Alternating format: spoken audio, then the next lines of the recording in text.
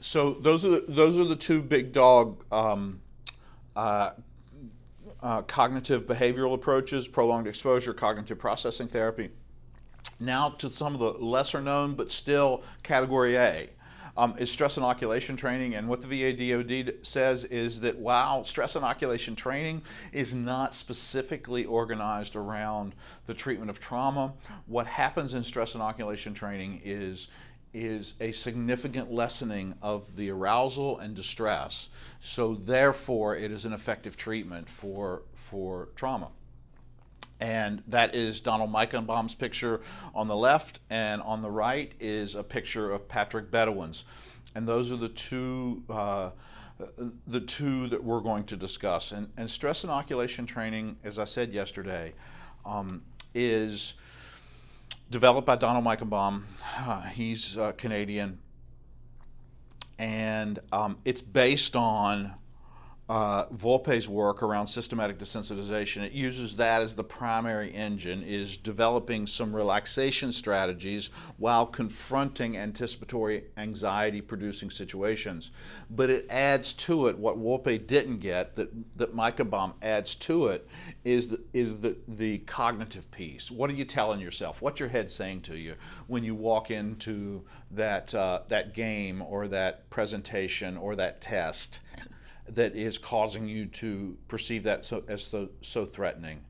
And so it works on then re-scripting it, of dissecting what's happening with you right now, what's happening with you physiologically, what's happening with you cognitively while you're thinking about doing that thing, and then writing all of that down with your client, and then helping them to develop some relaxation strategies so that they are less aroused, progressive muscle relaxation, diaphragmatic breathing, visualization, using any of those techniques, and then pairing that with a different way of talking to oneself. What would you like to have somebody that cares about you say? And begin to put those pieces in there together, and then doing an imaginal rehearsal of walking into that situation.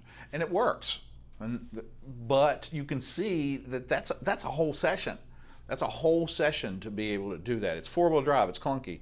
That, as my argument is if you get the same results from doing some tapping, then why not try tapping first and see if that works. And then if not, then we can do the four-wheel drive stress inoculation training. And the other CBT approach that you're going to hear a lot about when I start talking about forward-facing trauma therapy as a strategy for stage 4 is, and already talked a good deal about it, is in vivo exposure paired with relaxation.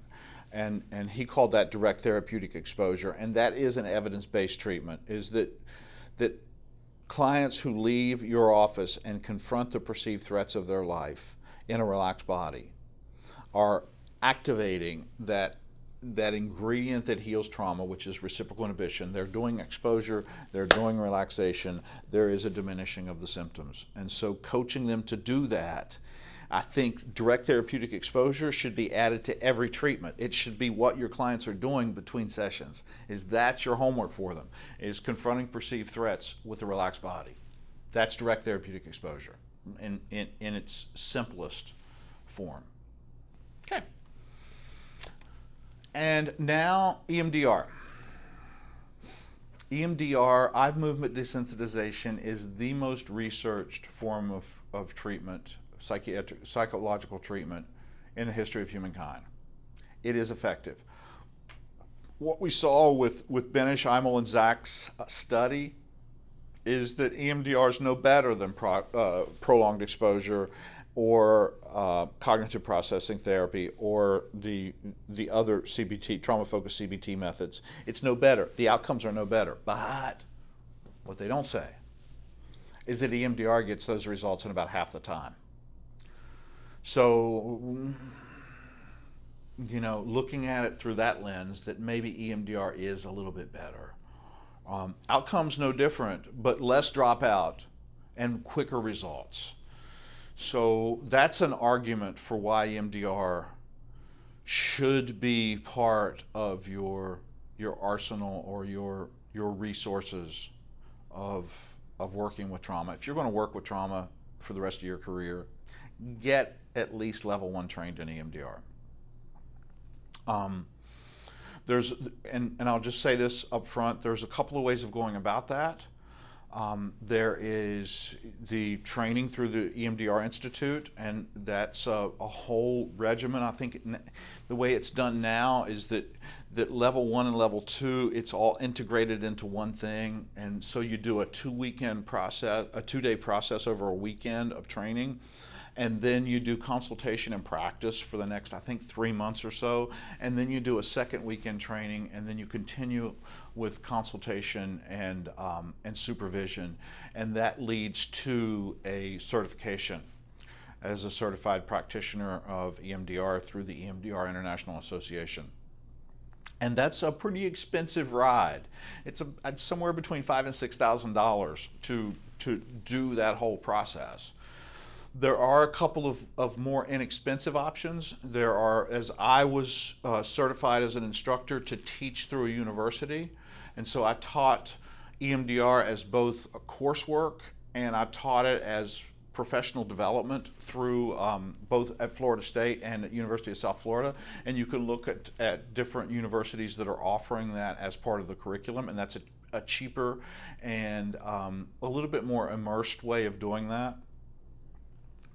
There is also, through the EMDR International Association, which is Emdria, emdria.org, they have something called the Humanitarian Assistance Program. And if you work for a nonprofit agency, you can get, and the way that they do that is that folks who are approved providers, approved instructors for EMDR, they donate their time to do training for folks in EMDR with the expectation that those folks that get trained through the Humanitarian Assistance Program would be willing to pay it forward and provide services during a disaster or during a mass event if that was ever needed.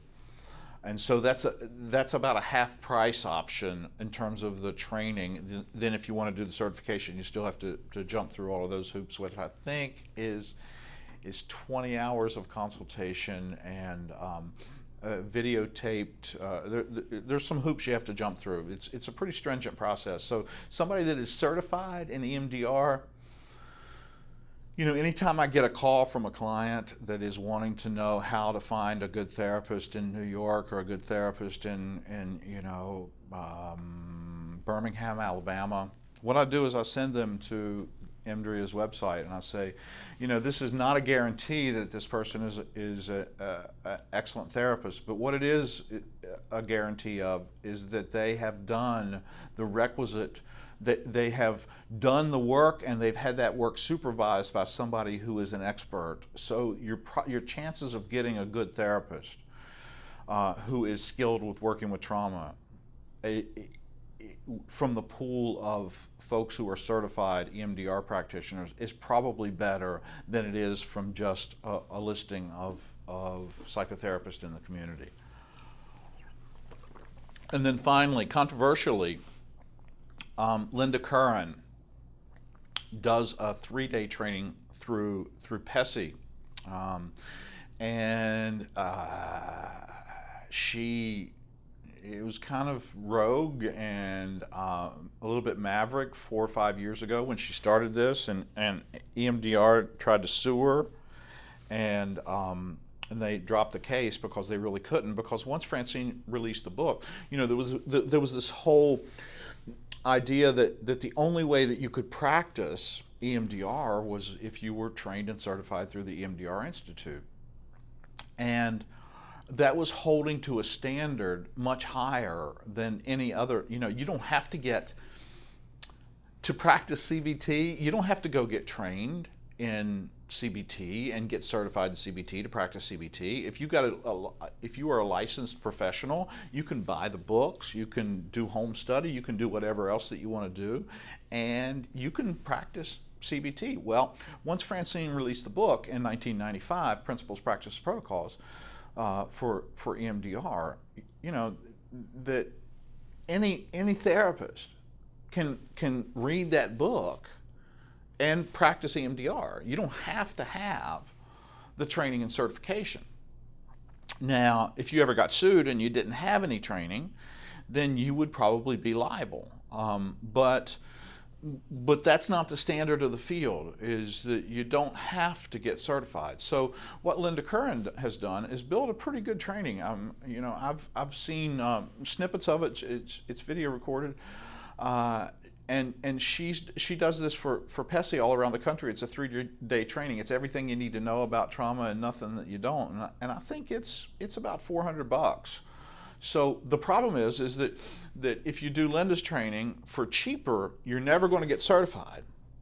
To get certified, you'll have to go back and take it through the EMDR Institute, because it is not recognized as the EMDR Institute. And you'll always be, the folks that have jumped through the hoops and have done it through the Institute's protocol are probably going to look down their nose a little bit at you. They're probably going to be a little bit resentful, or I don't know. You'll probably lose a little bit of stature among your colleagues if you do it that way. But if all you're ever going to do is practice EMDR and you don't care about certification, then that may be a way to go. And so I just wanted to make you aware of all the options that are out there for you to get trained. And as I said, the reason why EMDR is a valuable tool for you is because it is the only treatment. All these other ones that I've talked to you about, the only way to get the criteria B symptoms resolved is we got to go back and we got to find the memory of where the flashbacks and nightmares are coming from. And then we got to circumscribe that memory, and then we've got to do a narrative with that memory. And especially when you're working with folks that have episodic stuff, that they've had childhood sexual abuse or childhood physical abuse or combat trauma, lots of combat, or they were tortured. You don't know exactly which discrete event of that. I always say that when I do a live training, it's always kind of funny to watch what happens in the faces of the audience when I say, childhood sexual abuse is not a trauma. And I just let that sit there for a second, and you'll see the audience start to rumble up, and they're about to get, antagonistic with me, and I say, hold on. Childhood sexual abuse is a lot of traumas.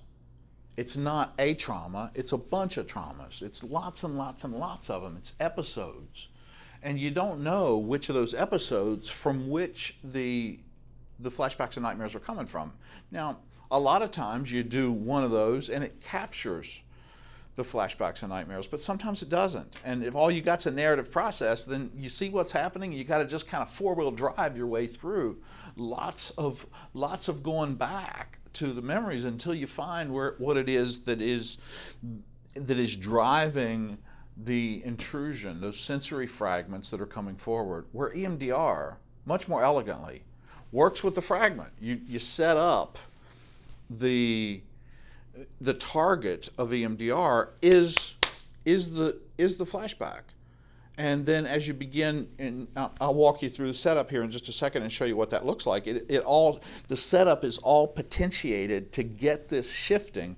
And then when you start doing the bilateral stimulation, then what happens is the person, while they're doing the eye movement or the tapping, is that they get distracted and engaged in the bilateral stuff, that whatever's pushing on consciousness comes on forward, that where normally they're in a suppressive relationship with this, that while they get involved in this, that thing just pops out.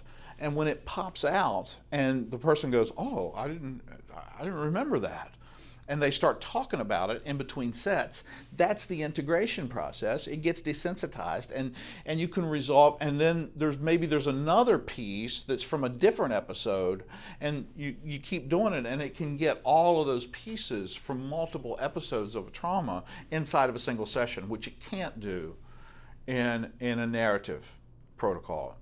So for that reason, it's just much more efficient when you're working with folks that have multiple traumas. And it's just a rule of thumb with me that when I'm working with single incident, I usually use, not always, but usually use narrative. When it's a motor vehicle accident that happened a few months ago, then I'm going to do first narrative.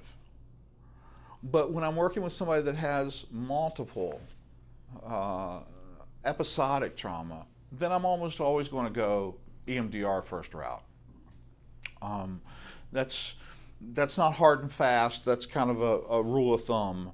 And then a lot of times that I do is with the narratives, I'll do with recent incidents and with single incidents, I'll do the narrative first, and then I'll follow that up with a second session of EMDR, because what also EMDR does inside of a single session, where cognitive processing therapy does that over, you saw that it was like 7 sessions to re-script all of that, all of those distorted perceptions. EMDR can sometimes, not always, but sometimes get all of those perceptual corrections inside of a single session, and it happens spontaneously, with the idea that, as Francine talked about, is that once we get the suppression out of the way, then those cognitions just begin to aright all by themselves. Is that there is adaptive resolution, is what she calls it. I like that phrase. Is that we have adaptive resolution, that if you can get the sympathetic nervous system offline and you can stop the suppression for a little while, then stuff starts shifting, and that happens a lot in EMDR. As I've said, I've done more than 5,000, not more than 8,000 sessions in my career of EMDR, and I've seen several hundred times of me doing an EMDR session, and I've watched healing happen right there in the moment. Is that things went shoo and shifted right there in a matter of a minute, and they're done with therapy.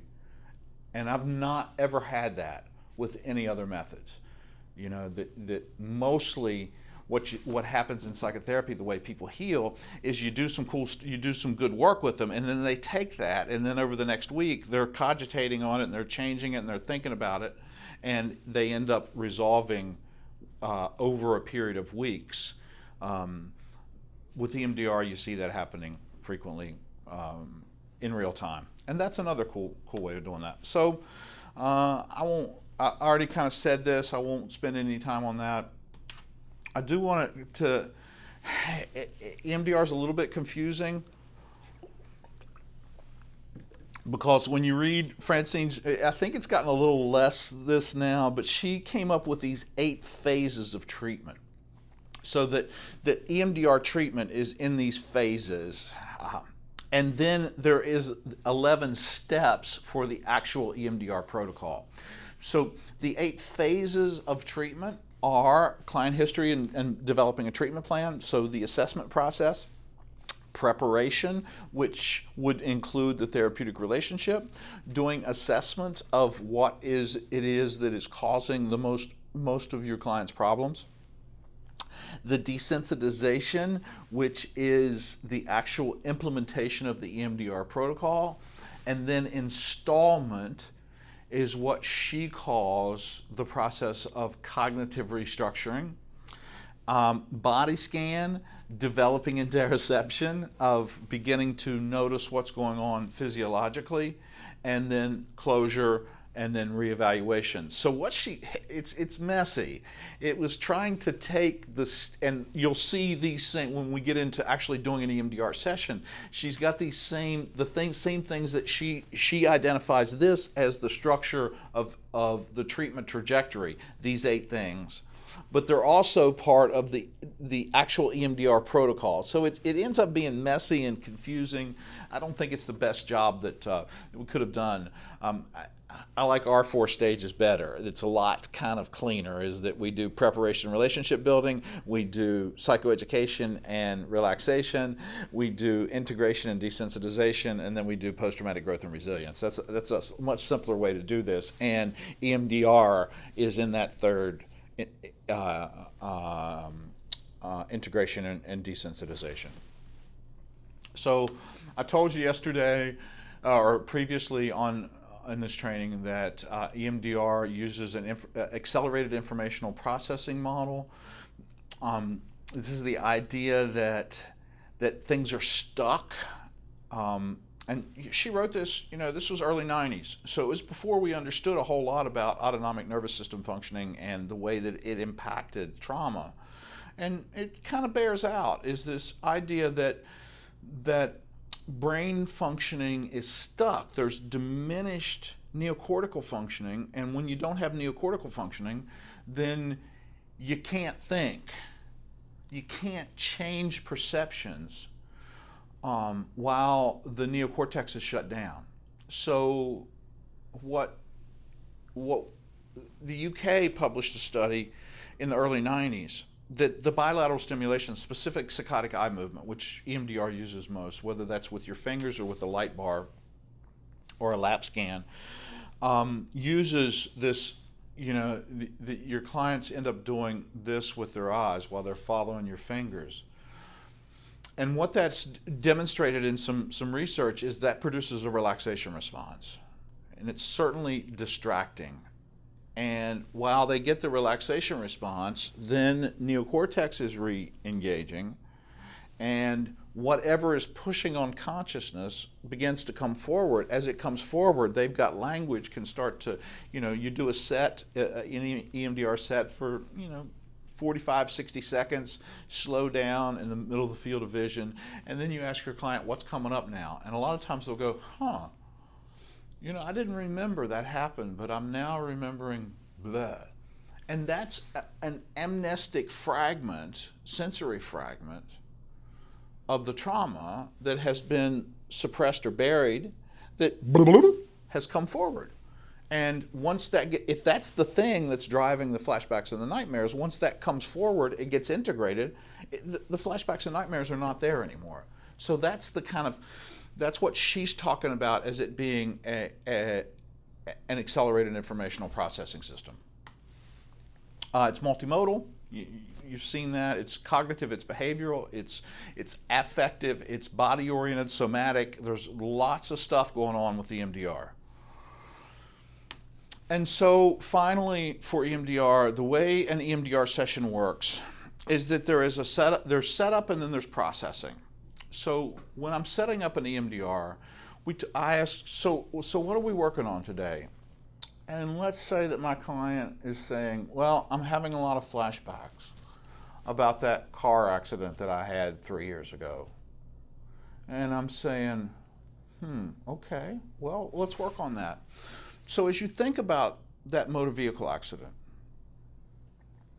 what's the worst moment? What is it that's causing you the most distress? If we kind of watch the whole video of that and we graph that with SUDS, what would be the most distressing freeze frame? If we froze the video, what would it be? And let's say that my client says, it would have been right at that moment that my car was out of control and it went over the guardrail, and all I could see was the forest out in front of me.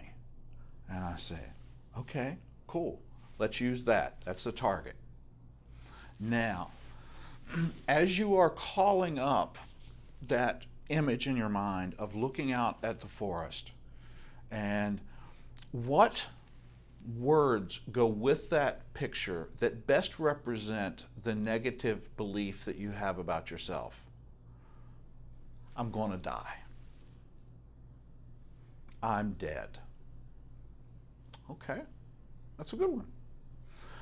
Now, this is a little bit more difficult, and stay with me on the conceptualization of this. I want you to call up that memory in your mind's eye, and I want you to imagine that it's tomorrow, and you're looking at that image tomorrow. What would you like to believe about yourself tomorrow if this resolves? Instead of, I'm going to die, I'm dead.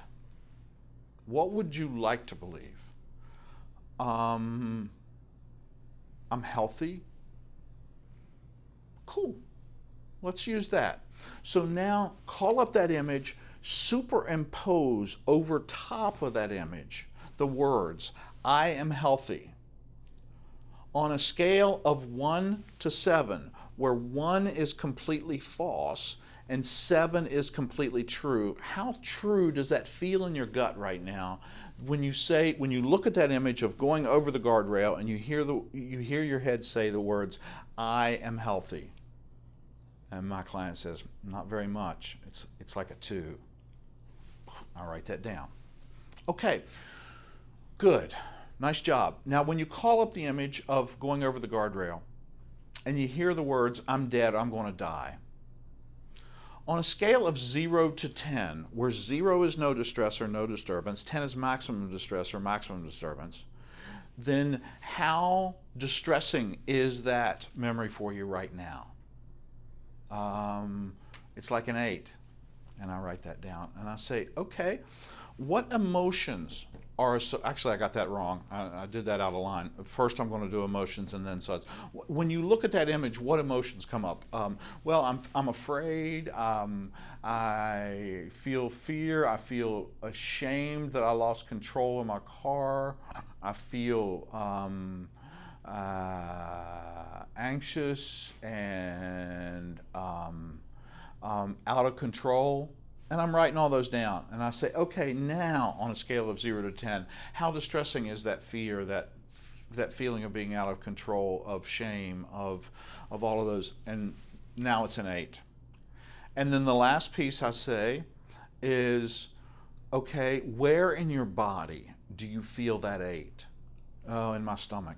My stomach's in knots right now. Okay, notice that, and just scan your body from your head to your toe, back up from your toes to your head, and notice whatever sensation that you're having in your body. My legs are tight. I feel queasy in my stomach. My neck is tight. I got a little bit of a headache, and I write all those down. And I say, excellent. And I've got all this written down here on my template. And then I say, okay, I'd like for you to go ahead and call up that image, hear the words, "I'm dead," feeling that shame and that fear in your belly and the rest of your body at a level of about 8.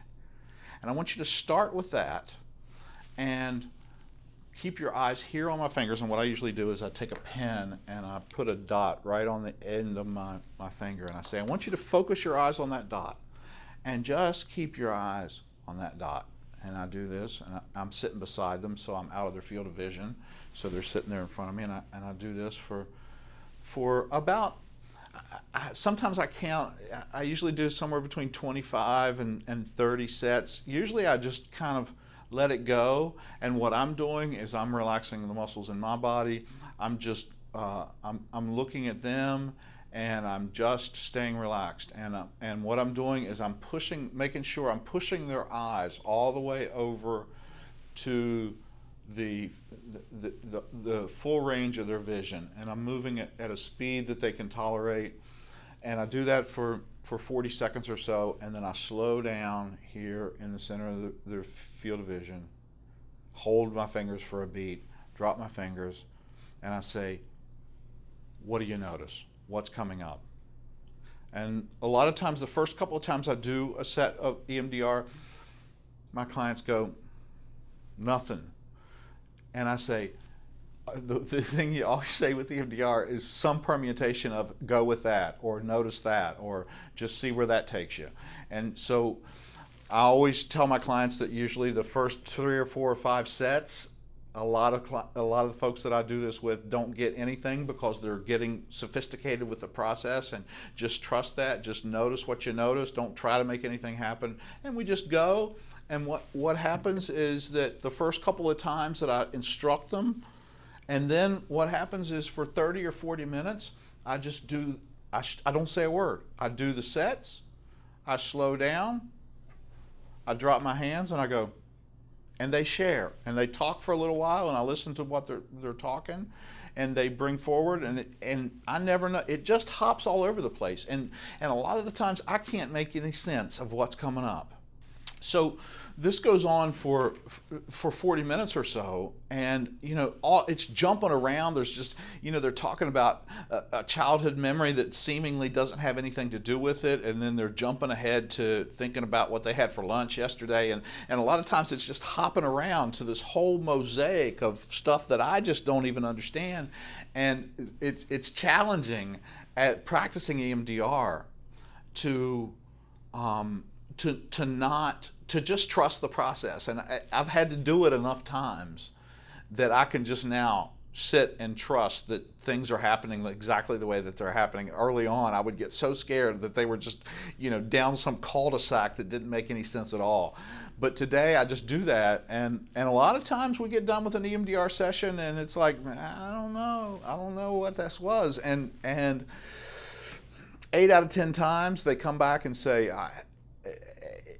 that what happens is once we've done the session and they come back the next week and we're talking and I say, so what about those flashbacks and nightmares associated with that memory? And they go, I hadn't even thought about this all week. And they're coming in complaining about their wife or something else, and I'll have to direct them to. I say, we did that EMDR session, and what's happened? I really haven't even thought about this all week. And I go, well, hold on. You've had flashbacks and nightmares for several years, past couple of years about this car accident, and for the past week you haven't had any. Yeah. I didn't even think about that. That's weird. That's the response I get a lot when I do EMDR. Is that once the absence of the thing once it's absent, your clients now have the next problem, but that's filled in what this was, but it's gotten different. And I don't know what happened, but somehow processing this stuff that seemingly had no connection somehow had connection. Sometimes the connection is a little bit cleaner and clearer. I remember I was working with one guy who was it was a really interesting story. It was one of the first clients that I really attempted to do forward-facing trauma therapy with, and one of the things that was going on with him was he's a firefighter, EMT firefighter, and he had become increasingly frustrated with his wife, and he had one of the things that he was doing was when he would get conflictual with his wife, he would go lock himself in his basement, and he wouldn't interact with her or his daughter, and he wasn't telling them what was going on. Well, what he shared with me was that he was afraid he was going to put his hands on her. He was afraid he was going to hurt her, and he was going down and hanging out in his basement until he could chill, so that he was absolutely certain that he was not going to cause harm to his wife. And so I taught him about autonomic nervous system, and we found out what the trigger was, and he said, the thing that really bothers me is when she rolls her eyes. Sometimes I'll be talking to her and she'll just roll her eyes at me, and it's like it flies through me and I want to hit her. And I said, okay, well, let's think about that right now. Call that up, and I want you to get your body relaxed. And he was able to do that. And I said, okay, now if that happens over the next week, anytime that you're in conflict with your wife, what I'm going to ask you to do is practice direct therapeutic exposure. I'm going to ask you to practice keeping the muscles in your body relaxed while you're encountering her. And if there's any conflict, that you would continue to practice and see what happens. And he got excited about that. He's an EMT and understood what the autonomic nervous system was, and he was getting all of that, and it was making click, click, click, click, click, making sense for him. And so he left the session pretty jazzed. He was pretty flat and depressed when he came in, and this was first session. And a friend of his I had worked with, who was also an EMT, and he referred him to me. And I got a call from him in the middle of that week, and he was just flat as could be. And he said, Eric, it didn't work, and I don't think I want to come back. I don't think this is going to work. And I said, well, what happened? He said, well, it happened again, and I couldn't control myself, and I didn't touch her, but I just was boiling raged. And I said, well, why don't you come on back in and let's do an EMDR session, and I won't charge you for it. just let's not give up here. And he said, yeah. I finally talked him into coming back in, and so that was a really good case. That was a really good place to see that what was happening was that there was, my hypothesis was something was intruding with such intensity that it was slamming shut his best effort to be able to keep the muscles in his body relaxed. And so it came back in, and we set up, we used the eye movement, we used her eye roll as the target and set up the EMDR session, and I start doing the EMDR with him, and we go on for 20 minutes. And nothing's really happening, and he's getting more and more dejected and more hopeless. And what am I doing? I'm scared, but I'm regulating, and I just keep doing this. And suddenly, what happens when a client starts to process something a lot of times is their eyes fixate. And so I'm moving my eyes, but he's just looking straight ahead, and you do the little rabbit ears thing and try to capture their attention and to get the eyes moving again. But he wouldn't. I was just stuck, and he was just looking like this, and my fingers were going. And finally I stopped, and I said, what? And he had tears start coming down. He's a big dude, man. He's like 6'5", and he's 2.5, 220 pounds. He was a bodybuilder, weightlifter, big dude. And tears are starting to come down his face, and he starts nodding his head and looking he wasn't looking at me, he's just looking into the distance, and he said, "My mom died when I was 12 years old." He said, "My dad was in state government, and he was in Florida." He said he was in Tallahassee all the time, and I was basically on my own as a kid. And what I started doing is I started running cross country, and I got good at it. And he said when I was a junior in high school, and he's just saying this in an absolute flat. Tears are coming down his face, but he's just flat, and he's looking into the distance. And he said, when I was a junior, the cross country championships were in Jacksonville, and our team took the bus and went, and I ran the meet that day, and I won, and came back home, had the big trophy, and I ran in the house, and I showed my dad the trophy. And what did his dad do? He rolled his eyes. And so every time that his wife was rolling her eyes, it wasn't her, it was the activation of all of that rage and all of that his last attachment object with his father, that his father had severed that and hurt him. It was a deep wound to his manhood, to his worth, to his self-efficacy, and he was carrying all of that, and it was eliciting every single time that his wife rolled her eyes, and of course it's going to bring forward just all this rage that was suppressed. And he just cried for a while, and so did I. We just both sat there, and there was just nothing else to be done, and after it was done, he kind of collected himself, and I said, give me a call this week and let me know how it's going.